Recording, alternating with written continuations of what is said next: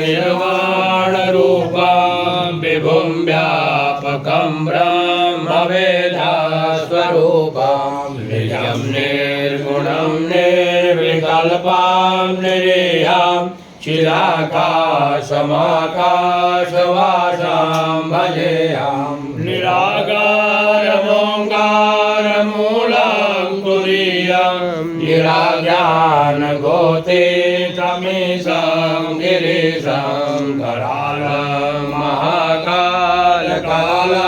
कृपालं गुणागार संसारपाशं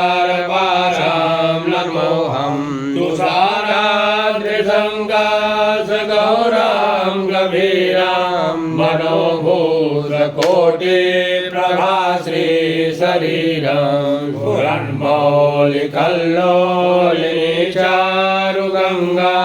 लसद्भालभालेन्दुकण्ठे भुजङ्गा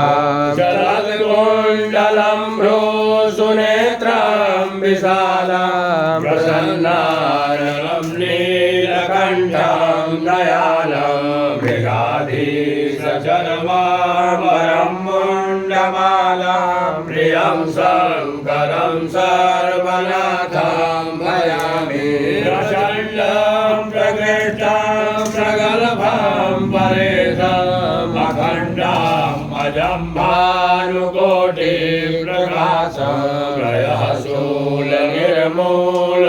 शूलपाणिं भजेऽहं भवानीं पतिं भावगम्यं कलातीतकल्याणकल्पान्तकारी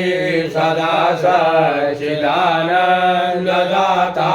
पुरारी चिदानन्दसन्दोहमोहापहारी प्रसीद प्रसीद प्रभो मन्मदारी नयावासुमानाथपादारविन्दं भजन्ति लोके परे वानराणां सुखं शान्तिसन्तापनाशं प्रसीद प्रभो सर्वभूताधिवासं न जानामि योगां जपन्नैव पूजां नतोऽहं सदा सर्वदा सम्बुद्धोऽभ्यां जराजन्मदुःखौ गतादाप्यमानं प्रभो पाह्यापान्नमामि शम्भो राष्ट्रमिदं प्रोक्तं विप्रेण हरतोषये हे पठन्ति नरा भक्त्या तेषां शम्भो प्रसीदति। प्रार्थनापूर्वक नमस्कारान् समर्पयामि।